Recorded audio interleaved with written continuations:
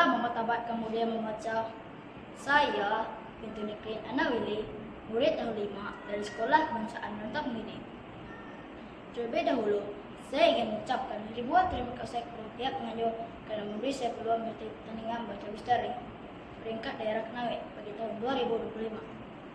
Saya amat besar hati untuk berada di sini hari ini, berkongsi ulasan saya tentang salah satu buku kegemaran saya. Saya seorang yang gemar membaca. Pada masa lapang, saya sering mengisi masa dengan membaca buku cerita, buku pengetahuan alam, dan buku agama.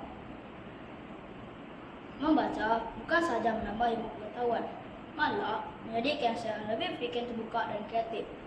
Salah satu buku yang telah menarik perhatian saya ialah buku berjudul Tangka Ajaib, karya Hafiz Daim. Buku ini diterbitkan oleh Pep Publication pada tahun 2020 dan sangat sesuai dibaca oleh murid sekolah rendah seperti saya.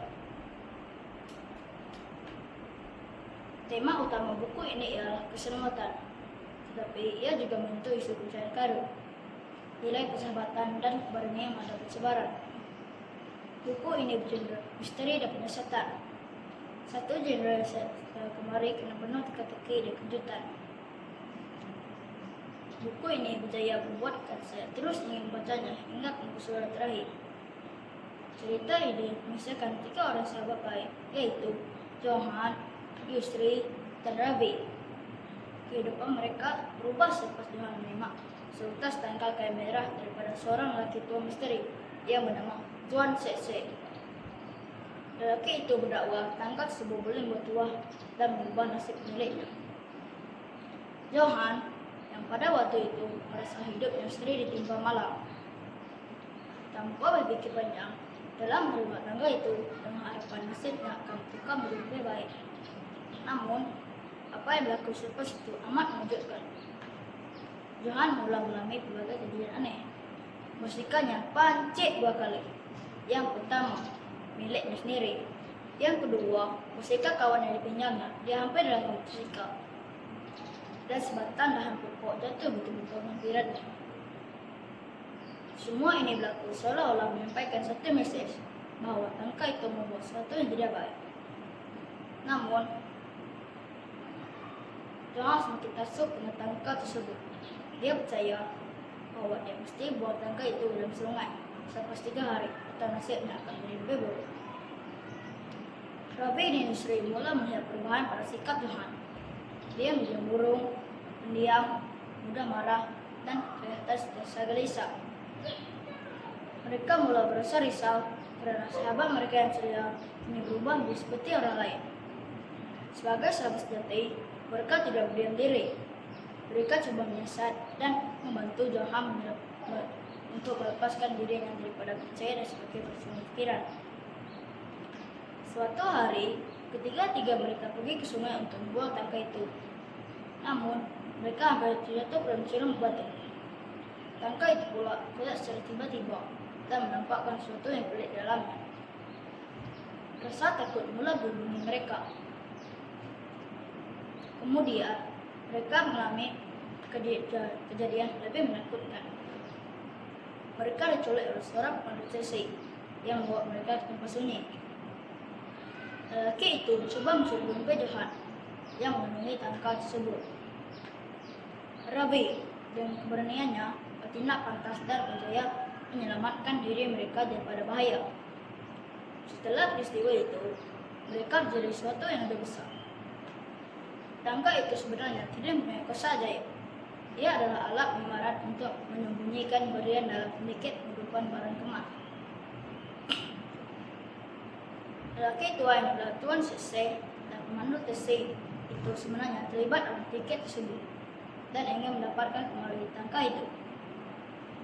Kita beli peluk ingin menjadikan cerita lebih menarik.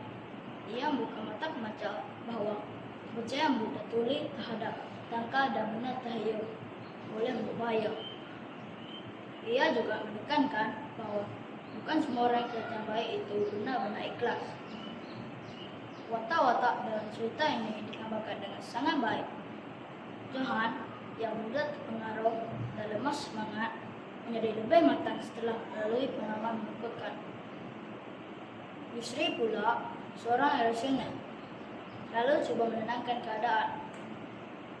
Rabi, yang paling saya kagumi, bersikap berani dan tidak panik dalam situasi genting. Ketiga sahabat ini saling melengkapi dan menunjukkan nilai setiap kawan yang kukuh. Watak Tuan Cece nama unsur misteri dalam cerita ini. Sikapnya yang tenang tetapi mencurigakan, membuat pembaca biasa tanya-tanya tentang niat sebenarnya. Penulis berjaya mengekalkan unsur suspense dan domina ketegangan melalui gaya bahasa yang mudah dipahami tapi padat dan makna.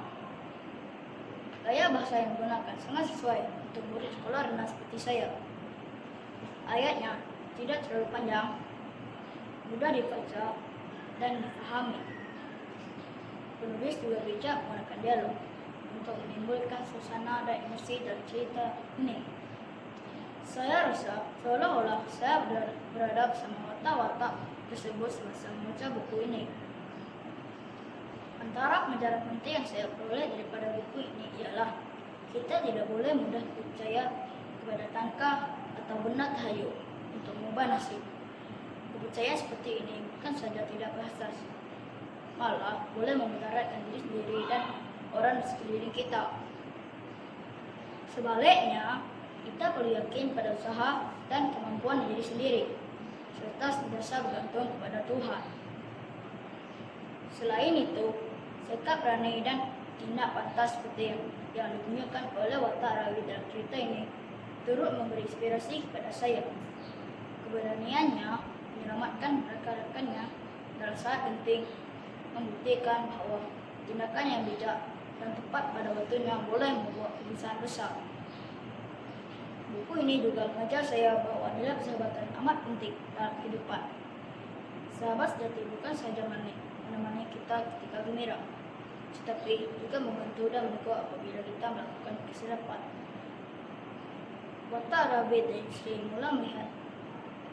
Watak Rabi dan Yusri membuktikan bahwa sahabat yang baik akan tetap bersama, walaupun dalam keadaan suka.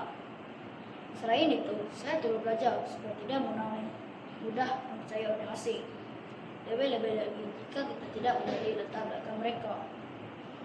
Kadang-kala orang yang kelihatan baik di luar belum tentu mempunyai niat yang baik dalam hati. Kita mestilah sentiasa berhati-hati dan menggunakan fikiran yang waras dalam membuat keputusan.